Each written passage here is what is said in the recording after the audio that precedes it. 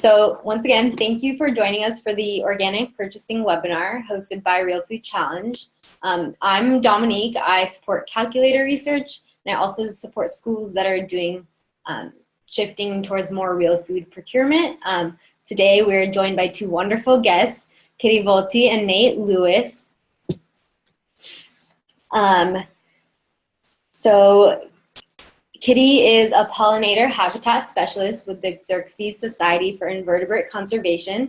And in the past, she's also been a student organizer and steering committee member with Real Food Challenge.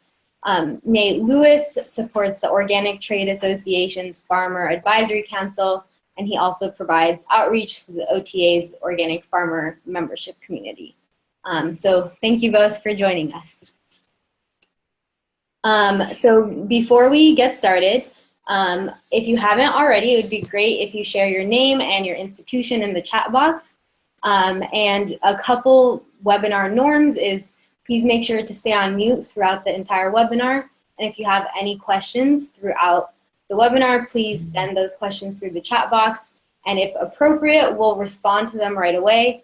And if they're kind of larger questions, we'll wait till our Q&A session to answer them.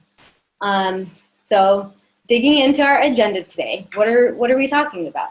So first we'll set some groundwork talking about what we mean by ecologically sound, which is used in the Real Food Guide, versus organic. Where do our ecologically sound products come from? And that's mostly referring to farm scale as well as international versus domestic organics.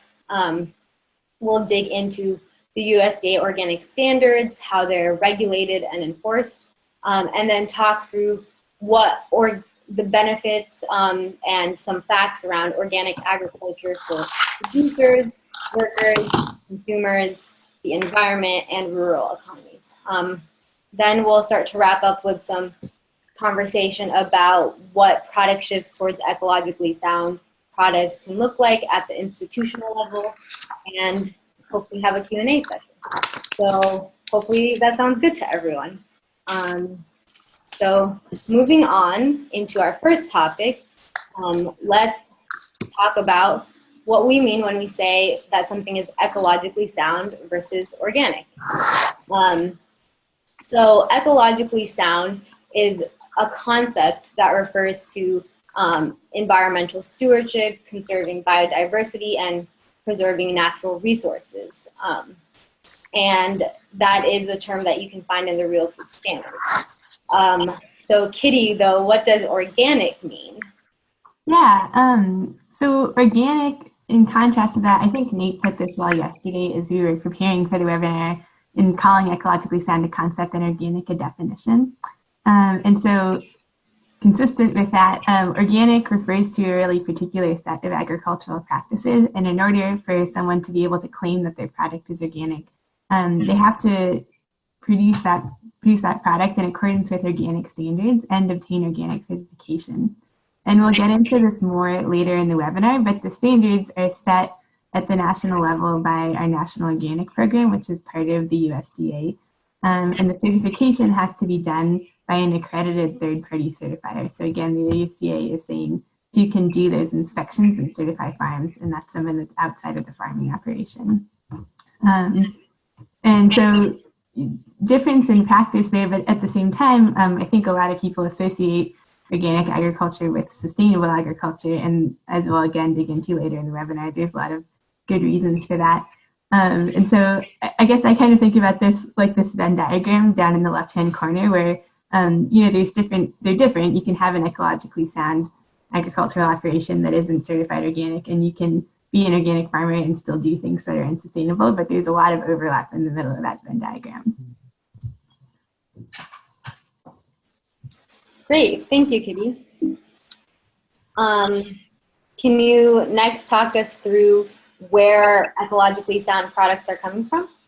Sure. And so I guess to kind of like start off that conversation, I just threw some photos up here, mostly to highlight, I think oftentimes when you hear the word organic, maybe the image that comes into your mind is something like the photo on the far left, right? So you have this pretty small scale diversified farm. Like it looks like the field isn't very big. You can see that each row they're growing a different crop. There's like flowering stuff in addition to the crops that they're growing there. And that is an organic farm, but I think it's important to remember that actually all three of these are photos of organic farms. So that carrot operation in the middle that's so large that they're using mechanical harvesters to harvest the carrots, that's an organic farm as well, as is the almond operation on the far right.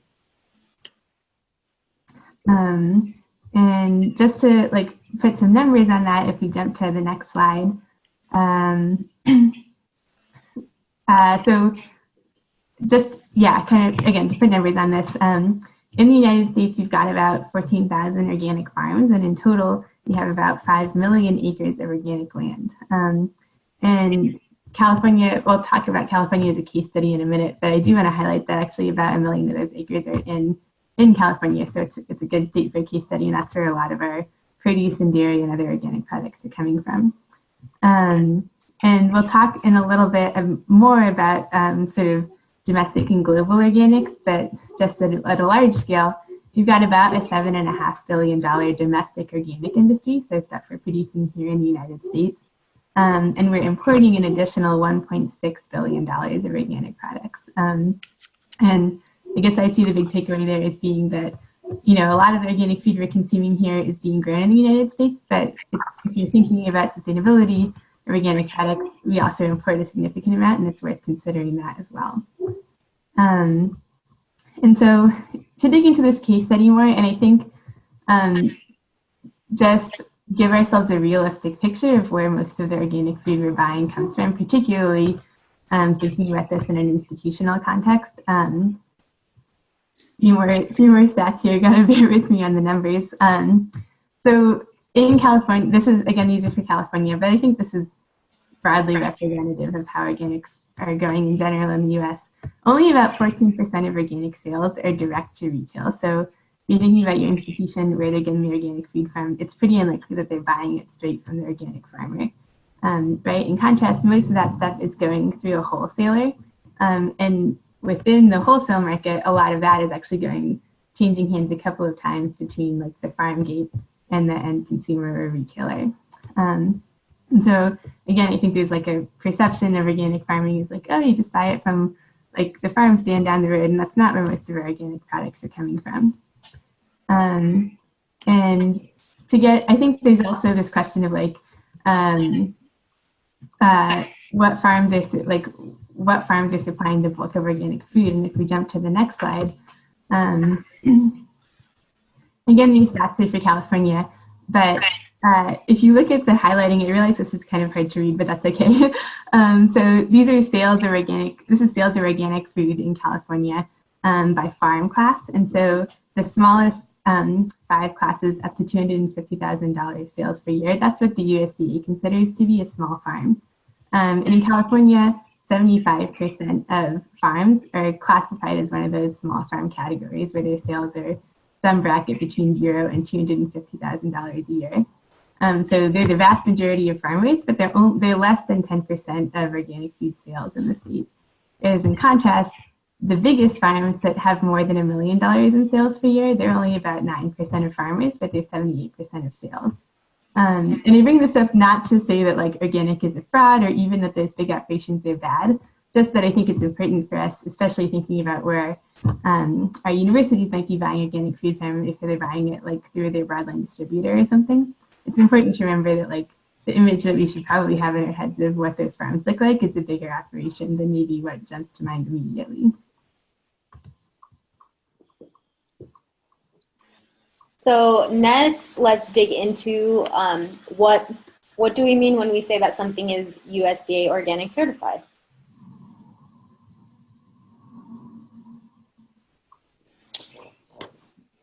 So I think Kitty and I are going to sort of tag team this one. I think Kitty, you were going to start off and then I'll follow up behind you.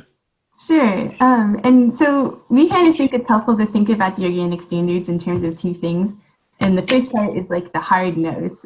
So stuff that isn't allowed in organic production that conventional farmers often do. And so for organic, what that is no synthetic pesticides, no synthetic fertilizers, no genetically modified organisms, no sewage sludge or irradiation, no antibiotics or growth hormones in animal agriculture, and no artificial flavors or preservatives in processed organic food. And then we also talk about organic in terms of what is required at the farm level and within within organic product composition. But at the farm level, what's required is that only natural fertilizers and the least toxic pesticides are allowed for use. Crop rotation is required, cover cropping, maintenance and improvement of soil quality, support of on-farm biodiversity, and livestock production, 100% organic feed, access to the outdoors, and access to pasture for ruminant animals like sheep, goats, and cattle that need pasture and have rumens. But it's also important to note that organic covers a wide spectrum of scales, regions, and types of farming operations. So these requirements, these practice standards are applied in site-specific conditions. So, for example, crop rotation isn't required in a perennial crop system like an apple orchard because apples are trees and they stick around for a long time. So for each of these requirements, it's always applied in the site-specific, with a site-specific consideration in mind.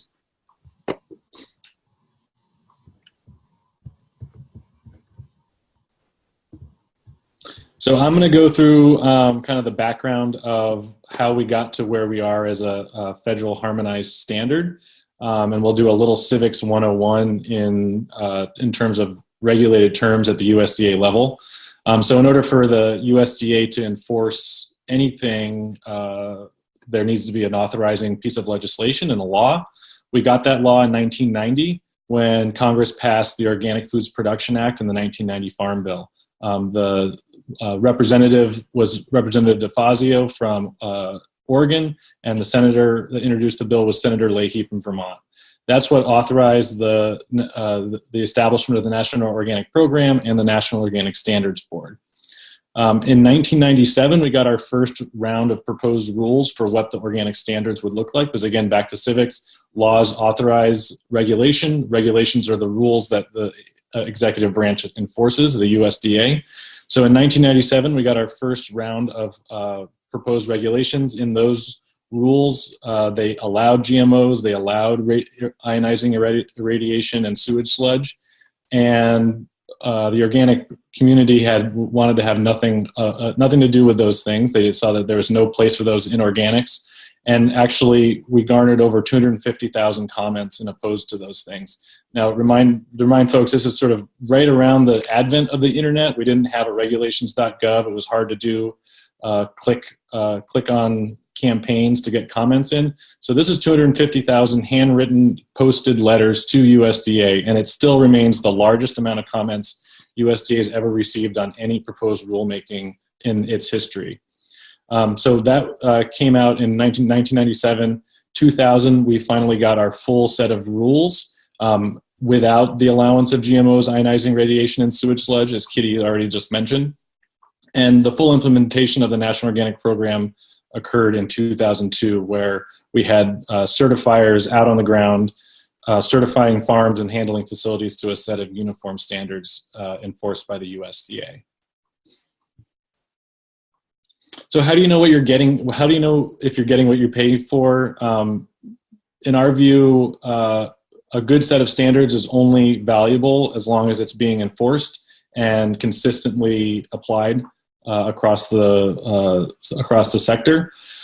So in organics, there's verification and there's enforcement of the standards. So the verification part starts with the organic systems plan. Any certified operation has to develop and implement an organic system plan. They submit that plan to their certifier. The certifier will approve the plan. It's basically a desk audit and say, yes, it appears as though you have a system that complies with the organic standards. That organic operation maintains records and implements its system plan on the ground. And then there's an on-site inspection which verifies that the system plan is in fact what's occurring and that it is in fact compliant with the organic standards. At that inspection, there's an annual inspection requirement for all certified operations. That means every organic farm, all 14,000 of the farms that Kitty mentioned earlier, get inspected every year. A certain percentage of them will get an unannounced inspection just to make sure that they are in compliance. At those inspections, residue testing may occur. There's observations of the farm, there's audits, record review, and a kind of a comprehensive overview and oversight of the farm or the handling facility to make sure that the system plan is in fact being implemented and there's records to support that. Once that inspection report is completed, it's sent back to the certifier, and only then does the certifier determine whether or not that farm is actually organic and passes the bar, and they'll issue a certificate to the operation, and that operation can only then market their products as organic. That's when everything goes well. Of course, there's bad apples in the bin. There's farmers that are swindled by input manufacturers into buying things that aren't actually compliant. And when those problems arise, there are enforcement actions that occur. The USDA is responsible for accrediting all the organic certifiers, the 80 certifiers across the country who are on the ground doing the inspections. USDA is also responsible for enforcement. So when there's adverse action that occurs, that's when the rules are broken. USDA is making sure that those operations are either correcting their violations if it's something that's correctable, or removing their certification if that's something that cannot be corrected, like a prohibited material application or worse offenses like fraud. And when we get into fraud situations, the USDA does have the authority to levy civil penalties. They've done that quite a bit in the past, upwards of $1 million a year in the last few years for bad actors. And when you violate the organic regulations, and if you are submitting fraudulent documentation to an accredited certifier, you are committing a federal offense of wire fraud or mail fraud, and you can be sentenced to prison sentences, which has happened in the case of some particularly unsavory characters that have tried to profit off of the organic standards. So there is teeth behind the organic regulations, and it's really the only label claim out there that has that level of enforcement and oversight from the federal government. So we mentioned earlier that it's not just a domestic market. There are growing organic markets nationwide, and there's also growing organic supplies worldwide. So this is a graphic that we put together. So the Organic Trade Association does a lot of international work and provides advice to the USDA on harmonizing trade agreements between our trading partners. We also do a lot of data and statistics. So currently we have 5 equivalency agreements, meaning we have agreed with other countries that our standards are equivalent. So there's unfettered organic trade between US and Canada, the US and the EU, Switzerland, Korea, and Japan. There's some bilateral agreements, there's some unilateral agreements, but those for right now are our 5 main agreements. Our trading partners have developed relationships with other countries, and that makes it all the more complicated. So what types of products are leaving the US and going to our trading partners, and what are coming back? As I mentioned, we do a lot of the data analysis for evaluating these things. So I have my report here right in front of me. And the top 5 exports, this is products leaving the US, going to our trading partners, are all actually fresh products. So they're apples, lettuce, grapes, strawberries, and spinach. The top 5 imports are things that, some things that we don't grow here in the United States because of our temperate climate, like coffee and bananas. But there's also things that we can grow, like olive oil, corn, and soybeans. Those are the top 5 imports that we're bringing into the country. I don't think there'll ever be a time that we're food sovereign for coffee and bananas, just simply because of our climate. But we should be able to grow more organic corn and soybeans for our livestock feed, and that's an area that we're focusing on, how to support the growth of those sectors in the United States.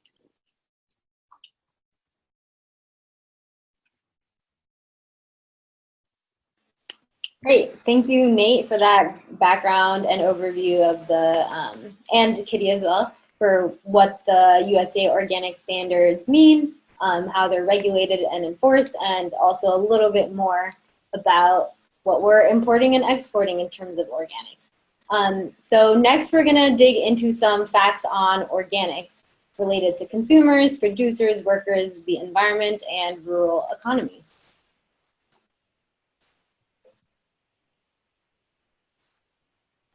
Kitty, can you start us off, I think?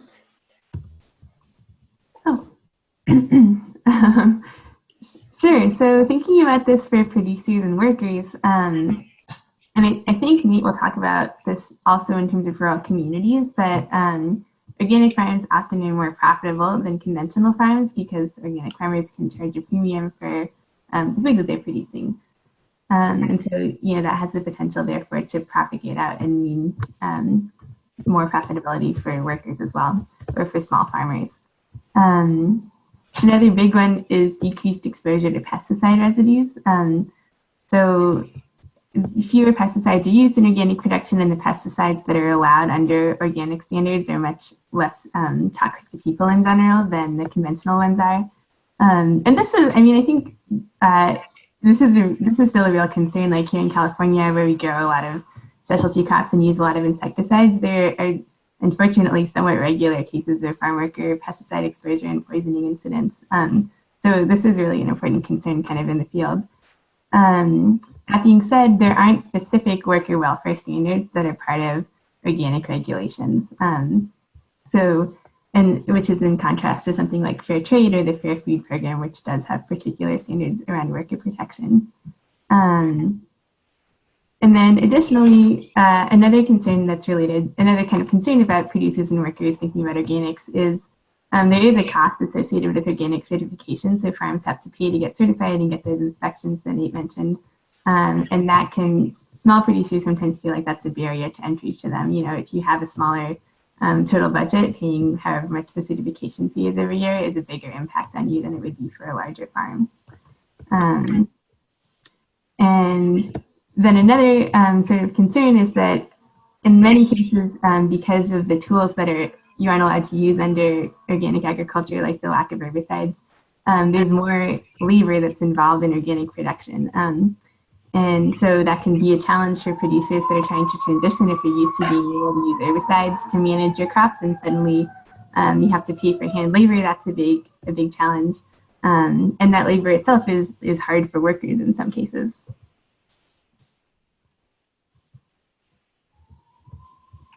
So I'll take the sort of impact to consumers on sort of where we are in the organic space these days. So as folks know, you can essentially purchase an organic offering in almost every food category at almost every mainstream food store. So with that, we get cheaper products. They're more accessible. We have more land and livestock farms converting to organic production.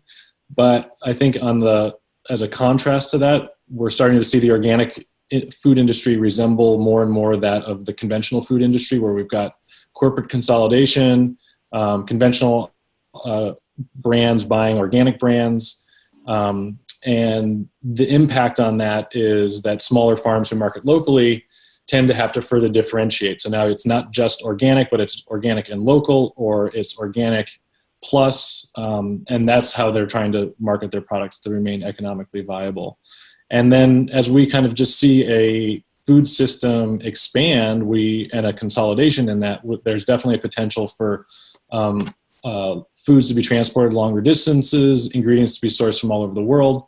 And sort of on the flip side of that, there's also an efficiency that can be gained by utilizing those larger businesses' distribution channels. So balancing all that is something that I think all consumers, whether you're an institution or a personal shopper, sort of need to weigh as you buy an organic product. And this is a food, like the map that's out there about who owns who in terms of organic brands. So as we're seeing a lot of larger conventional companies start to see the profit potential of organic products, they're logically buying those up. I work a lot directly with the individuals that own some of these brands. And while I don't want to paint a too rosy of a picture of corporate consolidation, I will say that what I've heard from them is the biggest change when they get acquired by a large corporation is they get better access to healthcare and a better regulatory department. So they're in general, allowed to continue their sourcing of good ingredients. They get to pursue their organic principles and contribute to organic and sustainable advocacy efforts. But that doesn't sort of always negate the fact that they're still being owned by potentially by a multinational corporation who may not have all of our best interests at heart.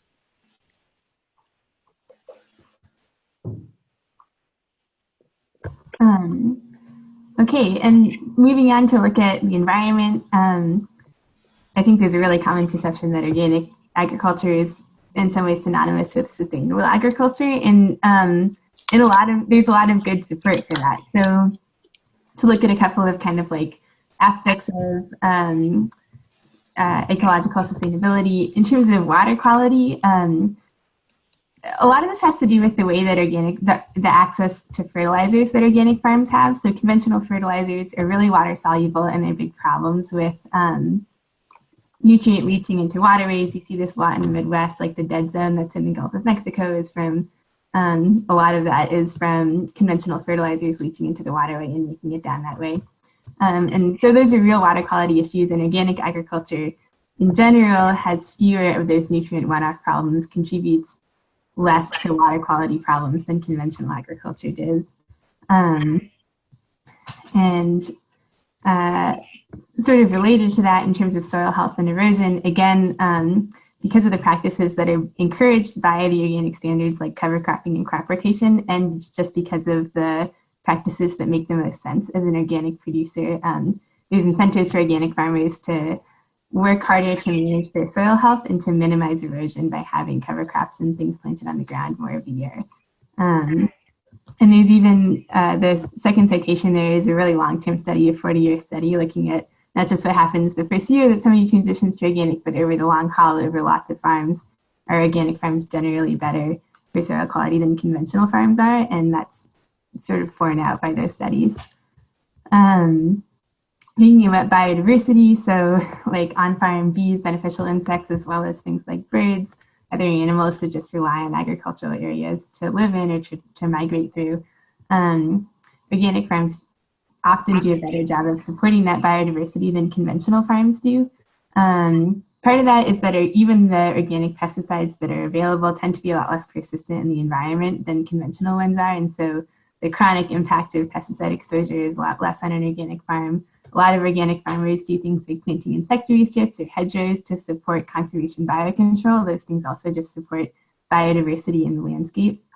And then this sort of slightly newer area is a question of soil carbon sequestration. So recently, people have become concerned about the contributions of agriculture to climate change through letting carbon into the atmosphere by tillage and other things. And there's this emerging area of research looking at can farms actually sequester carbon and contribute to climate change mitigation that way. And it looks like organic farms might do a better job of that soil carbon sequestration than conventional farms do.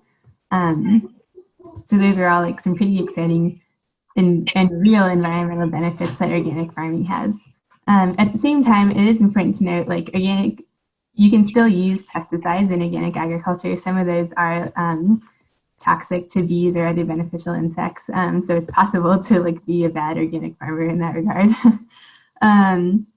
Organic operations also, and I think this is changing as people have learned more about organic farming, but in some cases, organic farms rely more on cultivation than conventional farms do actually, because they can't spray herbicides for weed control, so they often have to till.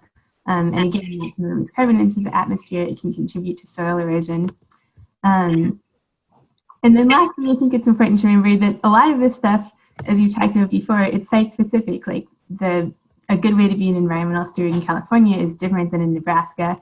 And so there's fewer teeth in the organic standards to really say, like, is the farmer doing enough to support biodiversity in the specific context of their farm, and to mandate that across the board. So a lot of organic farmers do a really great job at this, but it's possible to still have like monoculture fields that don't have a lot of biodiversity, for example.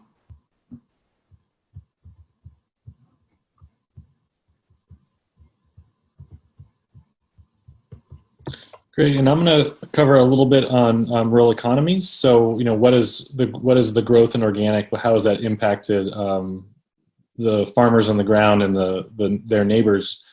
So, the trade association partnered with Penn State University to look at what that effect has been, and the way that the ag economist researchers at Penn State approached it is they first wanted to identify where in the country are there hotspots in organic production. So organic hotspots are counties in the U.S.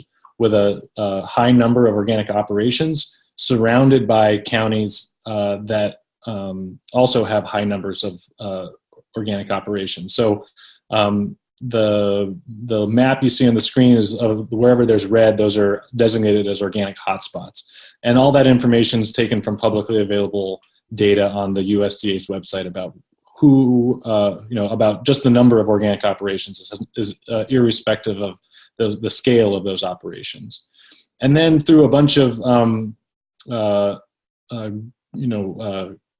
mathematical formulas and things that are way above my pay grade, they looked at what the direct effect of the business prosperity that organic brings to those rural economies is on the economic reality for people there living in those counties.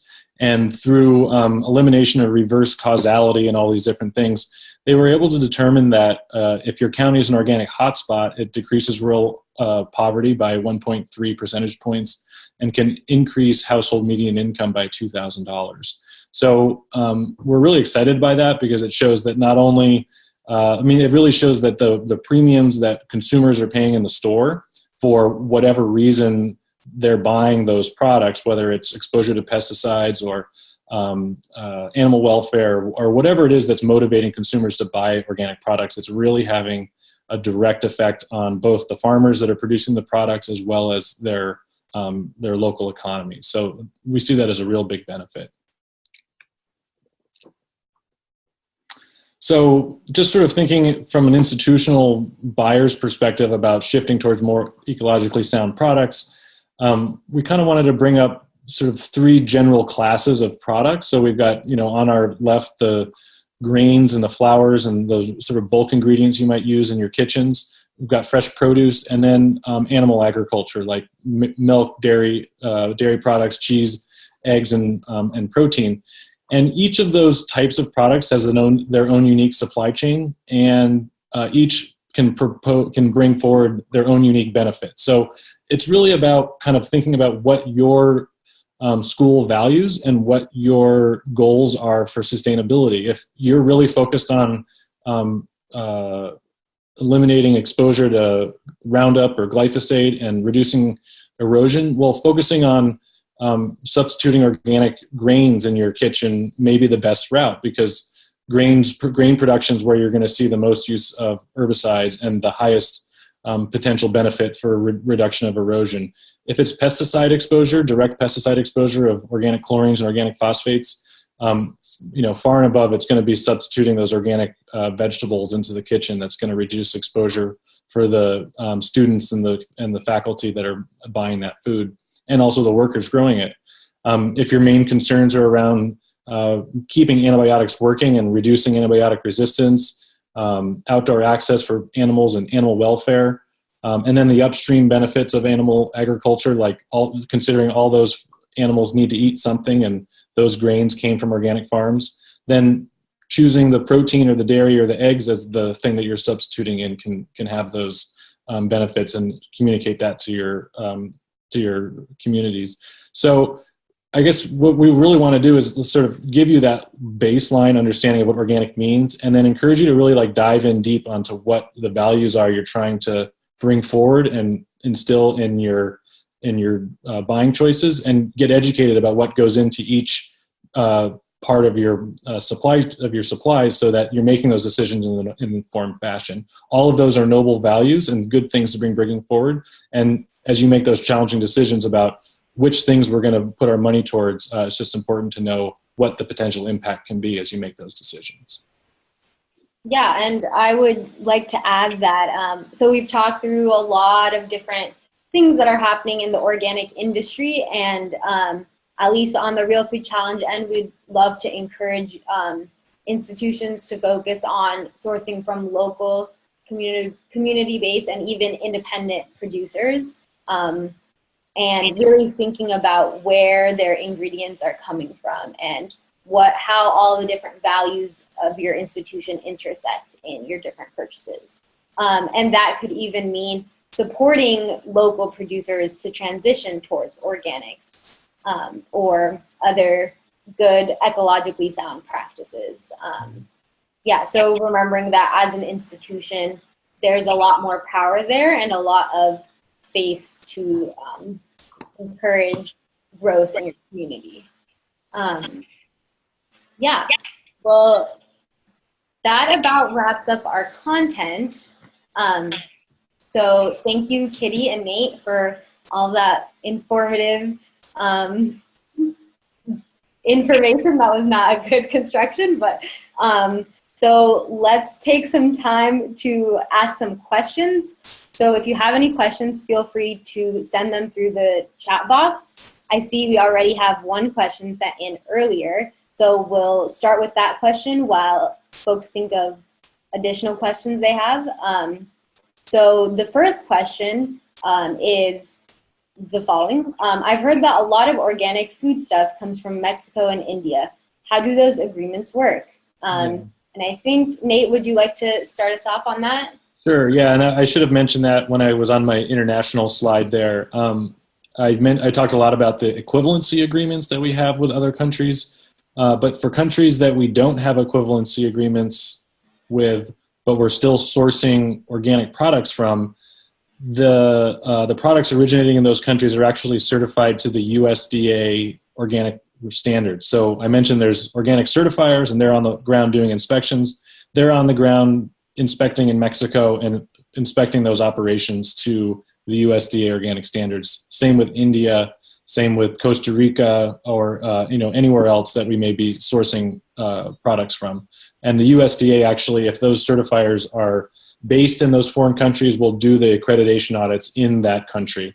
And if you're operating in multiple countries, they typically will require a on-site, during this accreditation audit, they require an on-site visit in all the countries that you operate in. So the oversight mechanism is still in place in foreign countries, even if we don't have a equivalency agreement. Great. Thank you, Nate. Kitty, is there anything that you want to add? No, I think that's great. Okay, the next question is, where can I find a master list of organic producers? Well, a great resource is on the USDA organic website. I can actually probably just copy the link in. But it tells you all of the producers that are certified. Mm-hmm. And it's a great way to check if a producer is actually organic when they claim they are. So I've sent that link out to everyone. Yep. Anything anyone else wants to add on that? Well, I'll only note that integrity database is updated in real time. I think they update it at least daily as new operations get certified and others get suspended or surrendered or what have you. So the lag time there is really, really short. That's great. Awesome. Okay, next question. Considering the impact of transportation, etc., is it better to import organic or purchase domestic? Ooh. Well, I'll take a stab at that.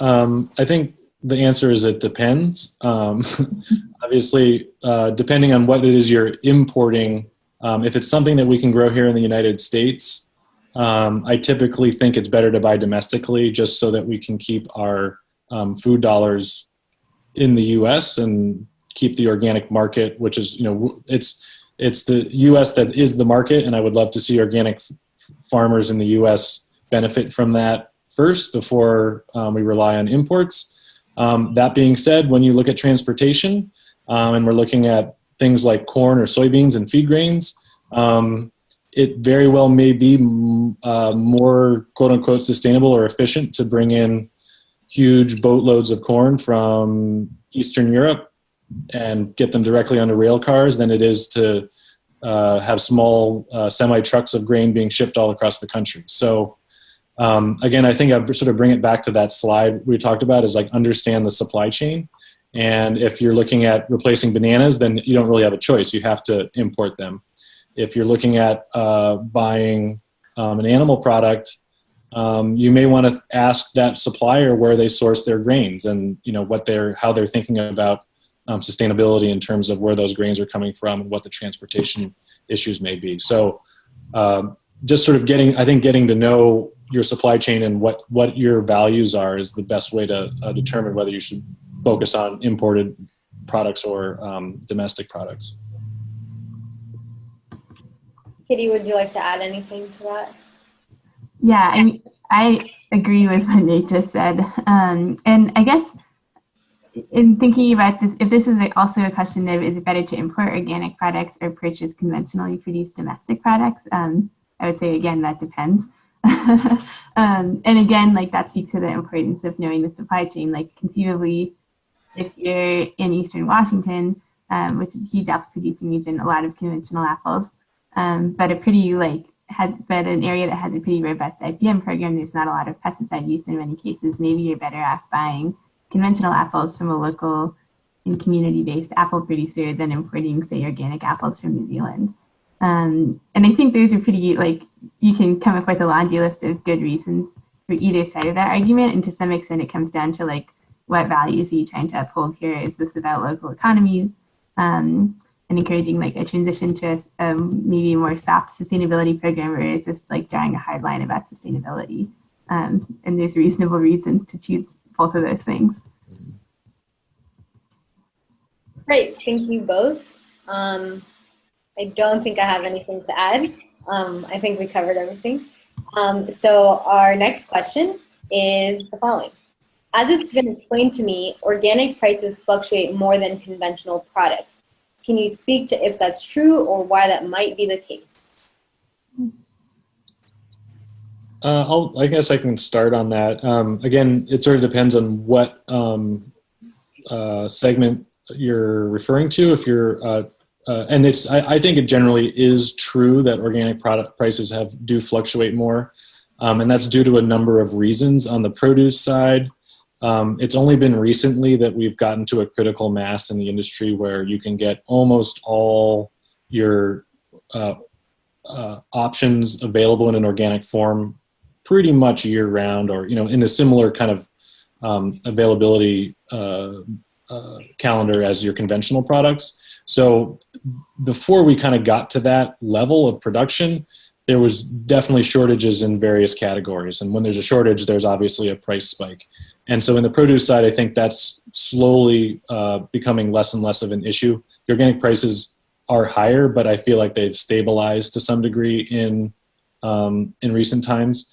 And when it comes to grains and as an extension, animal and protein products, the conventional side is completely regulated by the Chicago Board of Trade, which is where all grain commodities are traded. And so there can be spikes and dips in the price of grain, but that Chicago Board of Trade essentially creates a price that all grain is traded at across the country. And that obviously has an impact on flour as well as the price of eggs or dairy on the conventional side. We have nothing at all that resembles that in organic when it comes to grain. And the price of organic grain can be low or high depending on what's available or what's been contracted or what's coming in from overseas. So it's much more dynamic and much more affected by the realities of sort of year-to-year production challenges or constraints, and so that we're still seeing that be the effect of a smaller segment in the industry. Anything to add? No, that's great. I don't have anything to add either. Okay, next question. Fair trade versus organics or both? can you speak to these production options?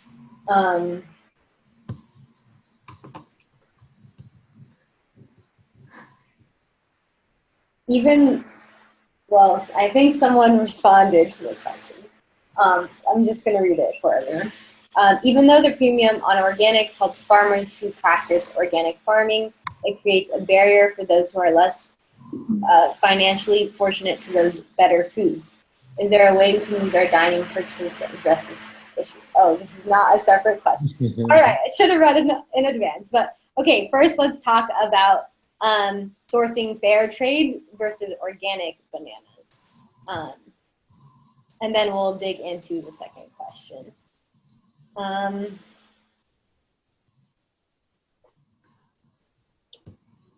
I mean, ideally both, right? We definitely want to support both human rights and good environmental stewardship. I'm not sure I can make a claim as to whether you should support one over the other.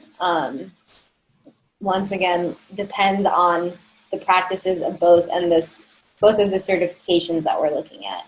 Yeah. That is what I'm thinking. Kitty or Nate, do you have anything to add, amend, disagree? Well, I guess I'll just sort of reiterate what Kitty mentioned earlier, that organic does not have a fair labor component in its standards. It's a marketing program, and I want to be clear that it goes a long way. It provides a floor for production practices. When it comes to a lot of other issues, it's hard to put that much more onto a marketing program. And it's one of those sort of, unfortunately, if fair trade or workers' rights is something that is a value you want to instill into your buying choices, you are going to need to find that next add-on label, whether it be fair trade or I don't know what the other ones are, but organic's really focused on the practices at the farm level, and then when we get into wages, healthcare, treatment, et cetera, we need to kind of go to the next marketing claim. Yeah, and I believe, Nate, maybe you can speak to this. My understanding is that there are some provisions in fair trade that relate to some extent to like agricultural sustainability or environmental sustainability, but that they're weaker than organics. Are you familiar at all with that? I'm definitely not an expert in it, but my understanding is the types of issues that sort of cross over from the workers' rights to the production pieces is related to pesticide exposure. Mm-hmm. And so it sort of makes sense that a farm that's employing organic practices is going to check a lot of boxes where, you're not using toxic pesticides, you're following appropriate protective requirements, et cetera. But I believe it's really related to pesticide exposure where the crossover is.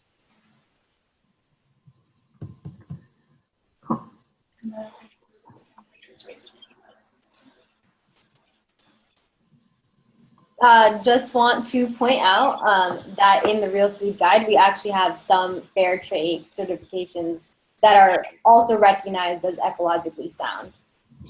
So I can't speak to the exact details of what they at least meet they're at least to the standard of USDA organic through a complicated process that got them under the ecologically sound category as well.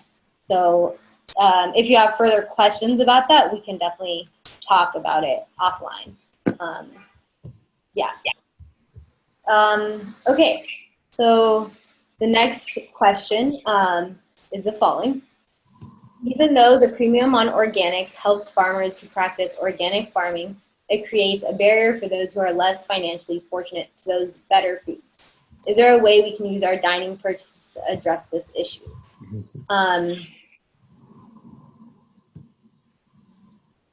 So what I'm hearing in this question, and maybe I'm misunderstanding, is often the people who are producing the food can't actually afford to eat it. Is that what this question is asking?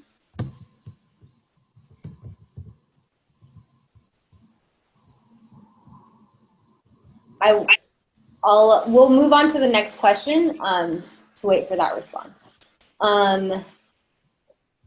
Maybe I'll just sort of chime in here. Is like, how do you best use your organic spending dollars to?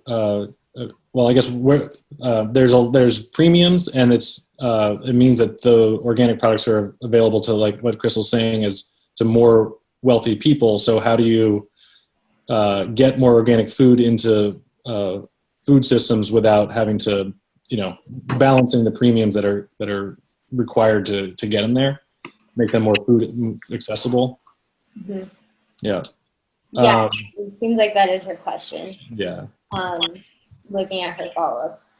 Yeah, I think again, coming back to understanding the supply chain. So, one way to potentially do that is to not go for the expensive organic bananas or the expensive organic tomatoes, but go for the slightly more expensive organic flour when you're doing your baked goods or something like that. But I think that's a major issue, is that we need to sort of balance getting healthy food, whole grains, whole foods, reducing processed food intake with improving the quality and the way in which all that food is grown. So it's a conundrum. I would absolutely agree with it, and it's one that I don't know if I have an easy answer to bring out. Yeah, I think one thing to add to that, just thinking about this in the context of university purchasing, is potentially to prioritize organic purchases that are going into like food streams where people aren't paying by the specific item. So like getting more organic food into your dining hall where people are just picking what they want to eat, instead of places where people are like buying food from a vending machine and they're, as individuals, like are or aren't paying a premium for their organic option. It's interesting. Yeah.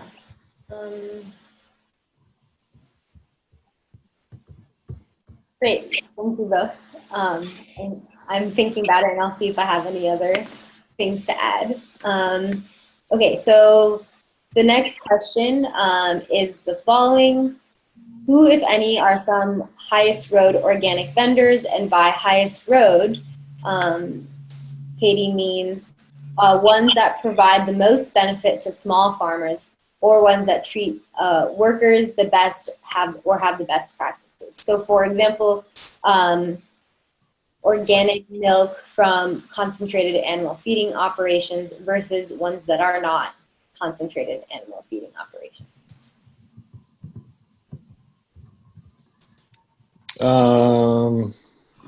I'm kind of sort of reluctant to name names on that. I guess other than to say that I think Organic Valley, because they're a cooperative model, has a lot of benefit because they're member owned. I think looking at member owned organizations in general is a really great way to go, whether they're managing supply or if they're just doing marketing. Cooperatives are really great. And so I'd always, in general, encourage folks to look at that way. But I think it's really hard to, again, the more you learn about these different, the organic industry in general, the less any sort of general statement about one being better than the other holds true. They're usually really complicated supply chains, and would surprise you how a simplistic look at brands and who's better than who doesn't really hold up in the facts. Yeah, I would agree with that. But I do think that this raises a good point that all of you all, as like purchasers of organic food, asking those questions and saying like, hey, how much do you pay your workers? Do your workers have health insurance? Like, how are your animals treated? That all encourages the industry to hold itself to a higher standard. And so it is really worthwhile to ask those questions and work as hard as possible to take the highest road, to use Katie's phrasing. Great, thank you both. So the last question I currently see is the following, referring back to the conversation we were having about fair trade versus organic bananas as the example. isn't it also important to keep in mind that fair trade is looking at international products? So the two are a bit incomparable in that sense. And also fair trade versus organic may be more of a question of whether to source nationally or internationally. I think for me, it goes back to sort of what we've been talking about of looking at the supply chain. Each case is going to be kind of complicated, and it's a little bit up to your institution to figure out what you want to value and how to make those decisions about which product to be purchasing. But we also, I think bananas are not a good example, but for a lot of other products, we definitely want to encourage supporting local and community-based businesses and producers. Nate or Kitty, do you have anything to add to that? I guess the only thing I can add is something I've heard anecdotal from what I believe is the only fair trade certified organic farm in the United States, and they grow organic tomatoes in Arizona. Their company's named Wholesome Harvest, and they operate in both Mexico and the US. But what they've told me is that it's actually extremely difficult to get fair trade certified if you're a US-based business, because the standards of workers' compensation and healthcare requirements, et cetera, in the US is so high that it's almost impossible for most agricultural businesses in the US to meet that, which is in contrast to what it is internationally. So that it's not that fair trade isn't something you can obtain here in the US, it's just something that most agricultural businesses just can't meet in the United States, because the gap between how farm workers are paid and what normal, non-farm workers are paid here in the US is so big. So it's, just encourages like taking one more step on that is like, it's not just that, fair trade is possible for US businesses. It's just a bigger gap to fill than it would be in other international places. Yeah, I just want to clarify that fair trade specifically maybe is not as common domestically, but there are a lot of fair food programs that are up and coming. So for example, for any schools that are operated by like Sodexo or Aramark, there's like the fair food program for tomatoes, which is started by the Coalition of Immokalee Workers. So there are actually like quite a few fair food programs, and they're listed in the Real Food Guide. And there's also the equitable, I have a little bird talking on my shoulder. There's also the Equitable Food Initiative. So there are domestically sold fair food programs. And then I think as we've talked about a lot, organic also exists internationally. I mean, we're importing lots of international products that are organic. So that's a little bit of a false dichotomy, but I think, I also understand where the question is coming from, because sometimes it can be a question of international versus domestic products. So yeah, sorry, just wanted to add that clarification. That's great. Kitty, is there anything you want to add?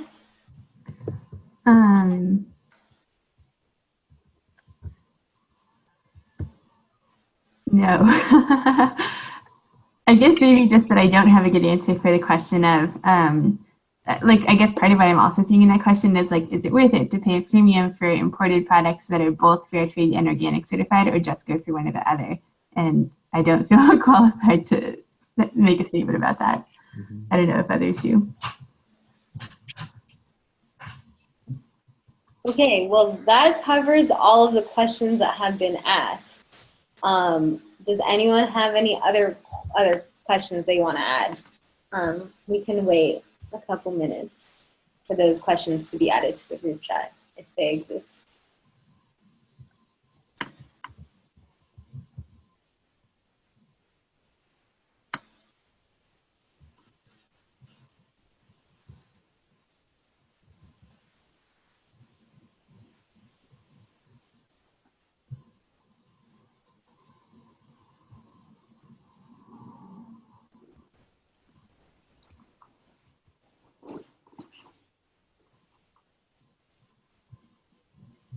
we must have covered it all, I guess. Huh?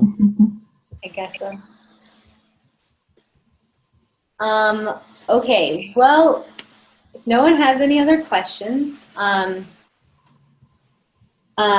wanted to thank you all for joining us, and special thanks to Kitty and Nate for joining us and sharing their expertise. I will be reaching back out with like some of the resources and things we've talked about, as well as all of our contact information and the recording for this webinar. So if you have any further questions that I guess you didn't get to typing to right now, you can definitely shoot them to us after this webinar is over. So thank you again, everyone, for joining us.